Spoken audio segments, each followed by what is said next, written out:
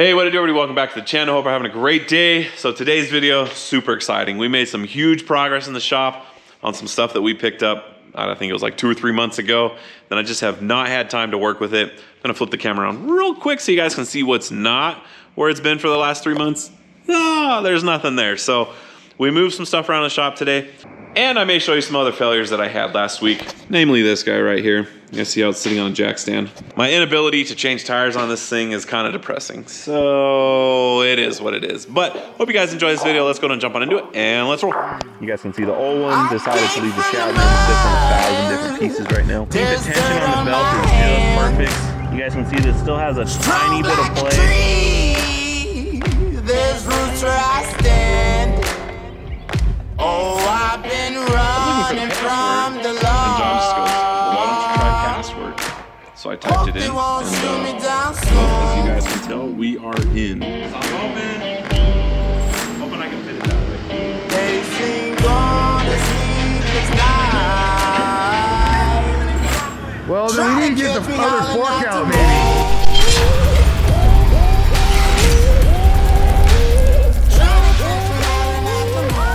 All right, well, cleaning the shop has been a slow go. Doesn't look like I've got a whole lot done, but the back of my truck is full of trash right now.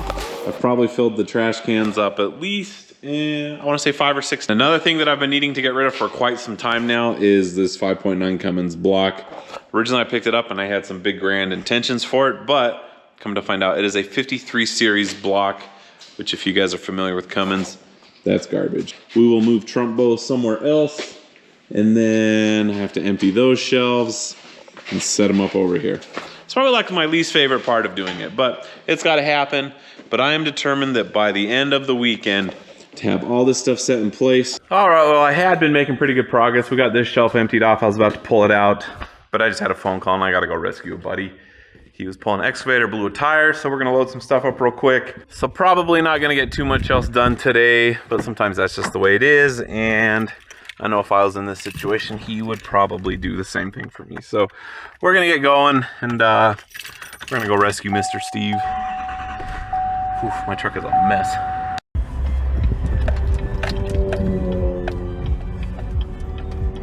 All right, so that was pretty fast. It's actually less than 7 minutes. He's hitting the road, he's getting on the freeway, and I'm headed back home. All right, we're making good progress. You guys can see that we got this back wall cleaned out right here, and I keep going back and forth on if I want to put the milling machine right here or if where I'd originally planned to put it right there is a good spot. I can't decide 100% yet. I'm probably not gonna be moving it for another day or two, so I still got some time to think about it. And on a side note, I just got done putting this lift on OfferUp, so if you guys are interested in it, you guys can hit me up on Instagram or look at the ad on OfferUp, but this is gonna be going away because I do not use it enough. And it's really not big enough for what we have out here. Like the GMC over there, dream on, would never fit on this. So for those of you who watched the live video last night, you guys know that I'm getting over a little bit of a cold. I'm feeling much better today. Still a little bit congested, but not too bad. But I'm feeling pretty optimistic that today's the day we get the CNC milling machine exactly where we want it. Now, originally I thought about putting it right here, and I was pretty dead set on putting it there because of the gantry crane and all the cool stuff that we got going on. But after going through the comments on the live video, and people were actually speaking from experience, because as of right now, I have about this much. And you guys all suggested that the back wall was a better place. And so I'm gonna listen to you guys. We're gonna go ahead and put the CNC machine right there. And we're gonna put the lathe right there. You guys, my poor shop, this thing is so old. The reason all this paneling's here is because the sheet metal is like rusted through on the bottom, and rabbits were just coming in and out right there. So that's why that's there. We are gonna try and cover that up a little bit. So after we get both of the machines placed, one of the things that I wanna do is build like a little structure that goes around for a couple reasons. One, we're gonna have to be running electrical, and I wanna put like actual disconnects at each unit. I wanna have super good lighting. We need to run air hoses, and I think it's gonna be a lot easier to attach it to like a structure built out of 2x4s than it would be to attach it to any of this stuff, because that is just paper thin. So that's pretty much the long-term game plan. But getting this machine over there is not gonna be very easy because we're gonna have to try and figure out how to finagle this thing through here. We're gonna have to thread that needle, and this table's in the way, and I can't move this table without the 299, but getting the 299 in here is, I think it's gonna be quite impossible without pulling out the lathe, pulling out the CNC machine, and then coming in, picking this thing up and taking it out. And then we'll be able to bring this back in and hopefully start making our way that way. All right, so we'll see how this goes. I'm gonna go warm up the 299 and we're gonna try and get everything out of here. Now, if you guys remember back to the video when we picked that thing up, not easy to move with the 299. It like is right at its tipping point. So we're gonna try and be very, very careful with it. But I'm gonna go ahead and set the camera up on a time lapse and we'll see how this goes.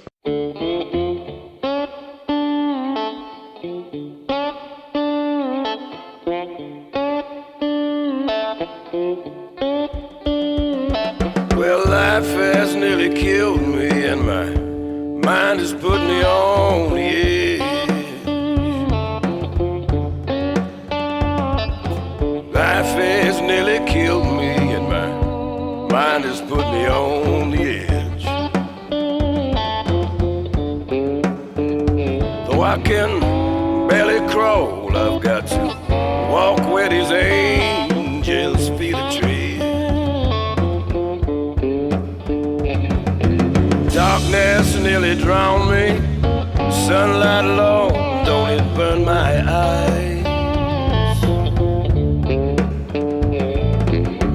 Darkness nearly drowned me, and the sunlight, Lord, don't it burn my eyes?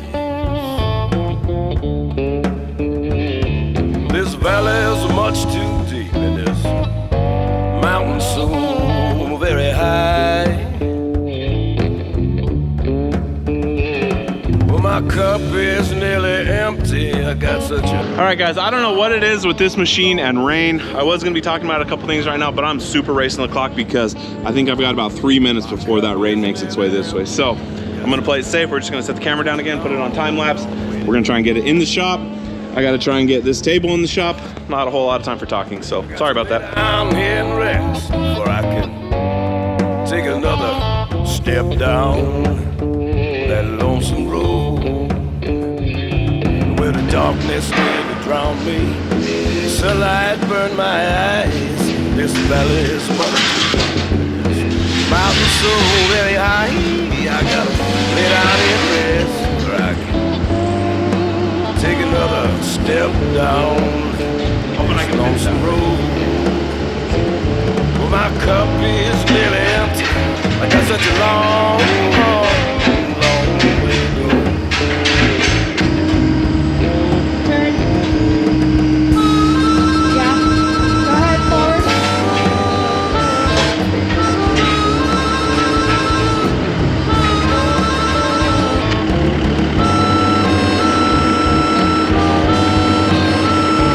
All right, so there's a couple things that I want to talk about with this as soon as I get everything else back in the shop. It is starting to rain a little bit. I think the big black cloud that I was looking at went more that way than coming this way towards the shop. So we got lucky there, but it is still starting to sprinkle. So I need to hurry up. But you guys, I'm so pumped. This thing is pretty much in its final resting place. We may move it a tiny bit that way, maybe out just a smidge. But I'll worry about that later. I gotta hurry up and get that metal table out of the rain, and I need to get the lathe flipped around. I would say that the lathe is gonna be easier to place just because it's not as heavy and it's not as awkward, but given the angles, might actually be worse. So I'm gonna try and hurry and get everything back in the shop before it starts raining too hard. I'm not sure if you guys are able to see it, but it is starting to rain. So I actually think I'm gonna cover this up real quick. Where the darkness nearly drowned me.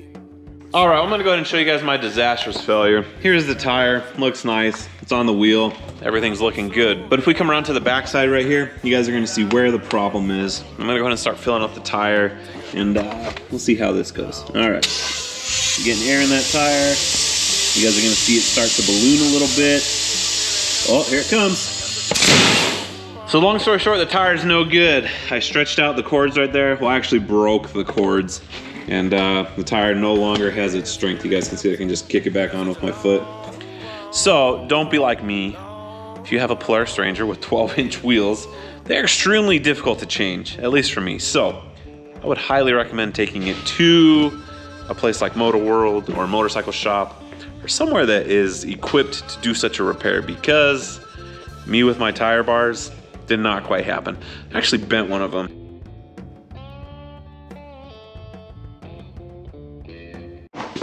I lied, I can't find any tarps. I'm just gonna have to be fast. And my GoPro's dying, so we're gonna throw it on the charger real quick. All right, so we got everything out of the rain. You guys can see we got the table in here. The lathe is over here now. I've already got it flipped around 180 degrees. So basically all we need to do is shimmy it this way and set it right in that corner over there. But there's a couple things that I need to resolve, and now that it's out of the weather, I can kind of do it at my own leisure. But when we got this thing to the ranch, I was unloading it. You guys can see we had a little bit of a whoopsie right here, a little bit of a buckle. You guys can see this aluminum splash guard. The rivets popped off and broke through, so I'm gonna go ahead and try and repair this. I'm gonna try and smash that out a little bit. I don't think it's gonna be too hard. I think with a couple 2x4s and a hammer, I think we'll be able to get it straightened back out, and then I'll just pop some new rivets in that little piece of aluminum down there. So it really didn't take me that long to get this thing hammered out. I just used a 2x4 and my dead blow ball peen hammer. I did not use the ball peen portion of it. I did use the flat face, but it's not perfect, but it's way better than it was. So the only thing left to do is gonna be to drill out the old rivets and put new rivets in. And then I think we're good to go ahead and place this thing back in its final resting place to where it'll probably never ever move again. So one tool that I've always wanted to have, but I could never quite justify buying, is the Milwaukee rivet gun. Anytime that I have to do rivets, I always use this guy. It works great. Installing rivets is not that hard, but it would be cool to have. So anyhow, I'm gonna go ahead and get these drilled out. I think these are, what size are these? 5/32 long rivets. I don't know that I need long rivets. It's a pretty short distance, but let's go ahead and do this.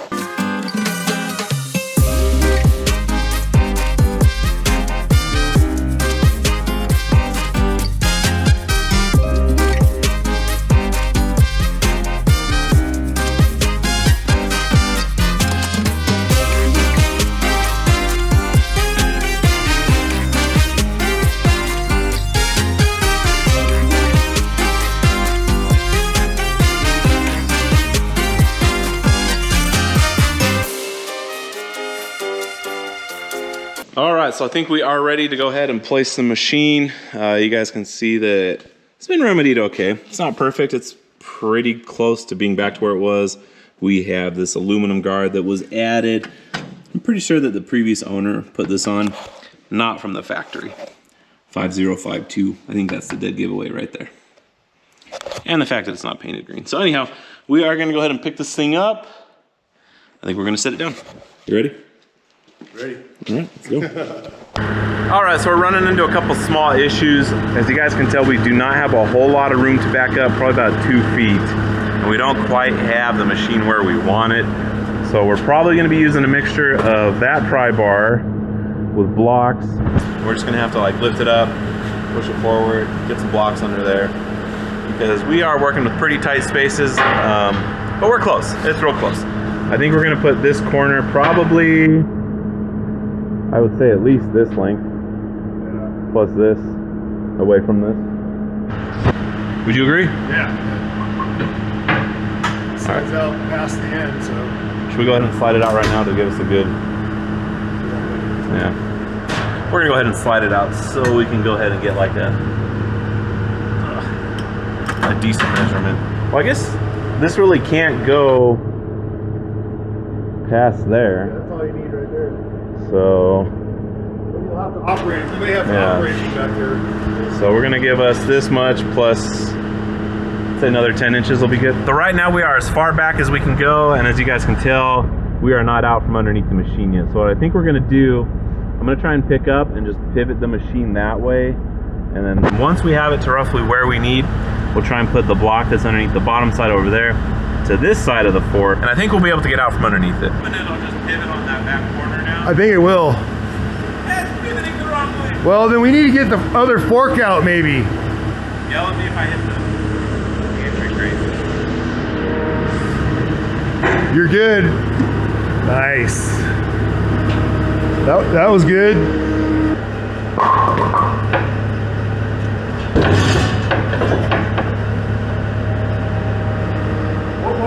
No, you're under the base.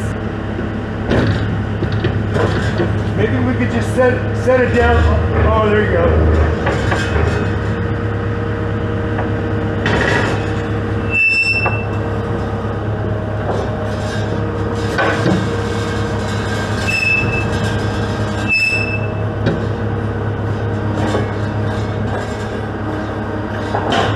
Maybe be able to get back there and see when you drop and stuff like that, you know. Like a foot? 10 inches? At least as much as this. Yeah, so you can get back there. So there was a lot of conversation and a lot of thought that went into where we're actually going to be placing these. I appreciate all the input that you guys gave me. And honestly, the one thing that like tipped the scale on deciding to put these back here is someone made the comment, and I'll go through and see who it was in a little bit, but someone made the comment of wherever it's easiest to clean up around these things because they're going to be making a huge mess. And honestly, that's something that had completely slipped my mind. So that's why we opted to go back here, give them their nice own little area. And one of the things that we need to figure out is we're going to do even spacing. We're trying to figure out exactly how far from this back wall that we're going to put it. And pretty much, I just need to be able to get back there to clean stuff out. Now, I'm no skinny fellow, so the CNC milling machine right now is just about far enough away for me to get back here with a little bit of room to spare. Not much, but a little bit. So I think we're gonna go ahead and copy this spacing on the lathe, and then I think that'll be good. All that's left to do after that is level them out. So let's go ahead and measure this, and let's see how much room we got to work with. All right, so we are having a hard time trying to get this machine to go over a little bit. I did have the forks wedged up against that side right there, just trying to rotate it over with the machine. And the machine was actually just like kind of shifting this way without that moving at all. And we almost got stuck. It was like wedged right here, and the rear of the machine was about to hit that pillar right there. So we are working in very, very tight quarters. I don't know how well it's gonna show up on camera, but really not a whole lot of room to work with right here. We're gonna give it one last final push, see if we can do it. We went ahead and wedged the forks together. There's a little bit of a pocket underneath there, so we're gonna try and lift it up from the center of the machine and scoot it that way. We don't have any problems actually moving the lathe back and forth this way with just the pry bars, but getting it to go that way is proving to be quite difficult. So this is our last attempt at trying to get it to go that way, because I would rather have less space over there and more space over here, because really, I don't see this part of the machine going much further than where it is right now. And I do not need all this space just to rotate this back and forth. So if we can get this point to about right here, I think that's gonna be perfect. So we need to move it roughly, I'd say another 10 inches. Yeah, if you want to.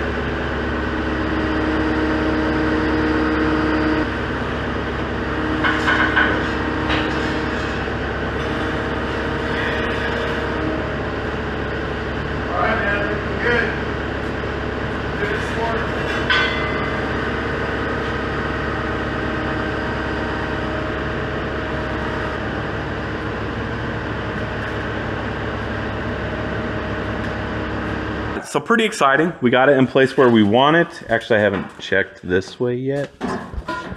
It's looking pretty good, but I think it could go this way a smidge. So I'm gonna go ahead and inch that over a little bit. And then I think we're gonna start to level this thing out, because to us, it looks like it's slanting way that way. I know you probably can't pick it up on camera, but to the naked eye, pretty sure that side's low. All right, so we got our high dollar level right here, Harbor Freight Special, I believe. Let's go ahead and see what it says. Oh, yeah, it's way off. So, I'm hoping that the concrete can, like, support this. You know, construction back in the 70s. Sometimes it, And with all the weight that's been in this shop, yeah, it's probably settled by now. it's probably settled by now, yeah. But that side needs to come way up. All right, guys, well, as always, Mike always comes over, like, just in the nick of time when I need his help. But he's got to get going, and so... Once again, huge thanks. Yep. We'll catch you later. Take care of my ultimate pry bar. You know, I used to think I had the ultimate pry bar, but I think it puts me to shame. That thing's almost as tall as I am. We'll go ahead and do a quick comparison. This is what I called Excalibur. Puts me to shame. Yeah, you need to eat some Wheaties on that thing. Come on, Snap-on, get your act together. You need a pry bar like that one. Anyhow, yeah, thanks again, Mike. See you later. All right, so I am not 100% sure what's going to happen right now. We do have this plug that comes off for the 110. Now, the computing system and the power on this thing are like two separate things. The machine runs off of 3-phase, but if we take off our fancy pants latch right here, our safety chain, open this up, you guys can see that it has a computer of sorts. And what we're trying to do right now is to get this powered up. We're gonna plug the screen in and we're gonna see what it says, because last time when we were pulling this thing out and we turned it on, we didn't really know exactly what was going on, because obviously there's a whole lot of other electrical components that goes on back here.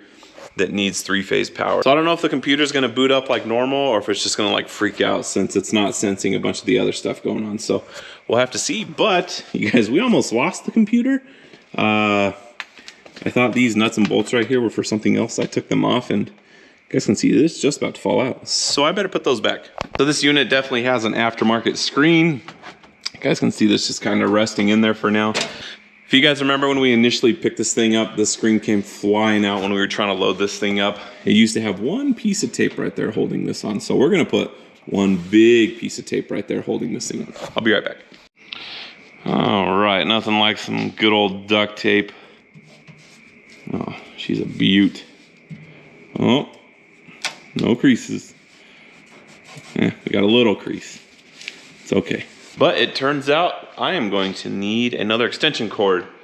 The monitor does not plug into, actually, let me see. Let me see if there's like a 110 outlet just kind of hanging out in here somewhere. I don't see one per se. Yeah, that's a big old negative. All right, well, definitely a little bit on the hokey pokey side, but we got our extension cord up here. We're plugged in there. I think it's good to go. Let's see if the monitor will turn on. Oh, we're still good. It even works after falling like, I don't know, probably 6 or 7 feet. All right, monitor status, we're looking good. Oh, monitor going to sleep, wake up. You're not allowed to sleep on the job. Let's see what happens. Oh, there goes the computer. I hear it turning on. Beep. Not sure what this is all about. Doesn't really plug into much. Let's see. Ooh. You guys, this is a pretty archaic system. This might be a rough one to get going to talk to this thing. All right, guys, so I'm currently on the phone with John. I was talking to him about some of the paperwork that we're going over with.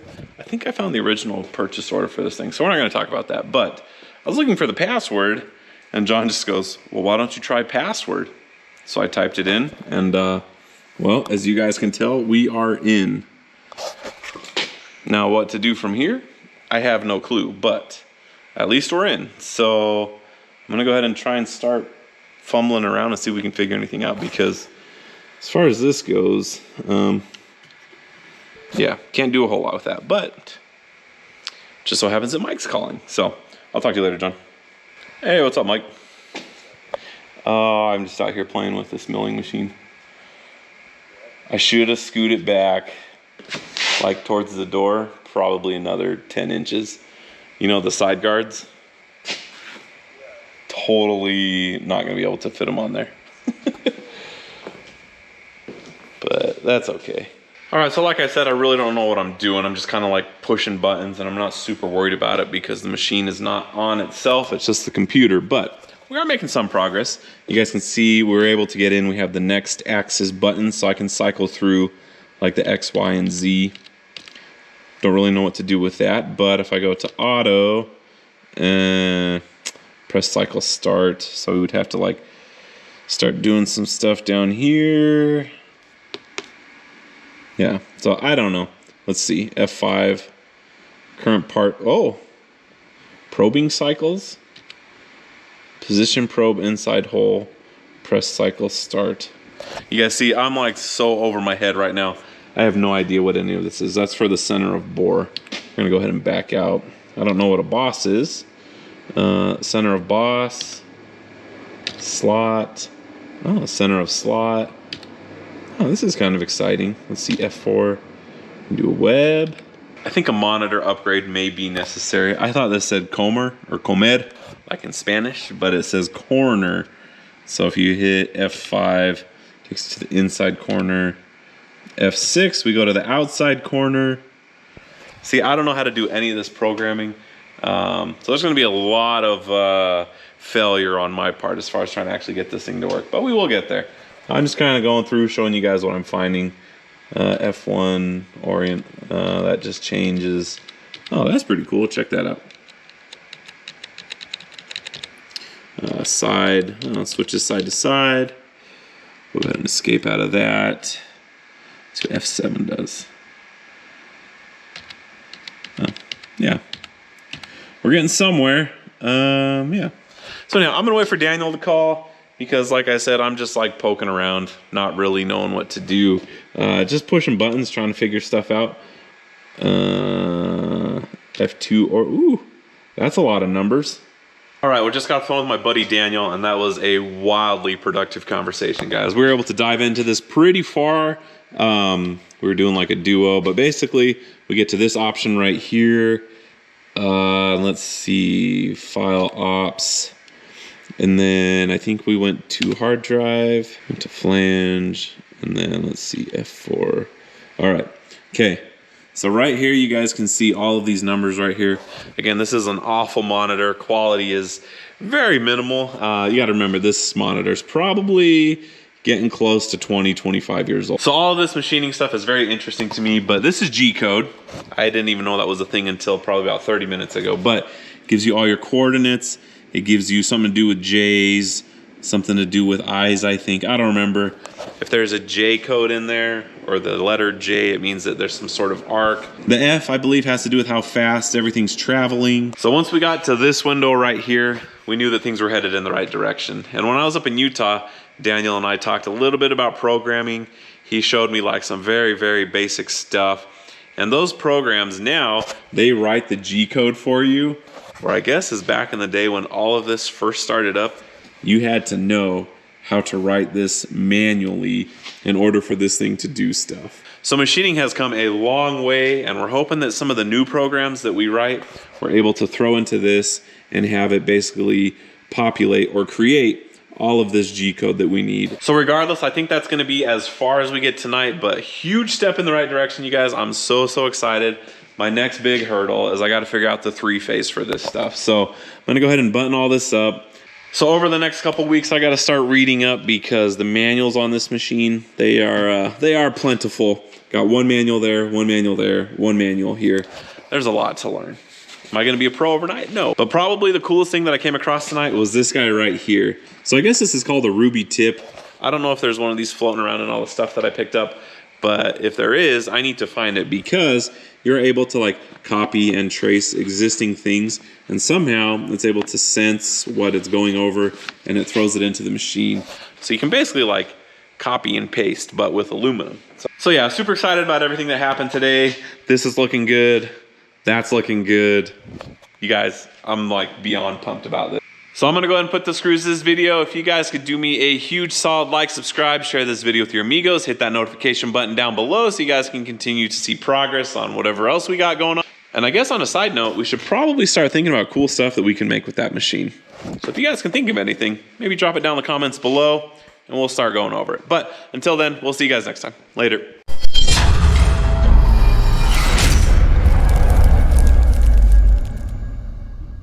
I guess I should figure out how to shut this computer off correctly. Let's see. F10. Enter. Oh boy, this is super cool. F10 shut down. F10 power off. Power off system. Not too bad. I'll go ahead and turn the monitor off. Bingo. We'll see you guys later.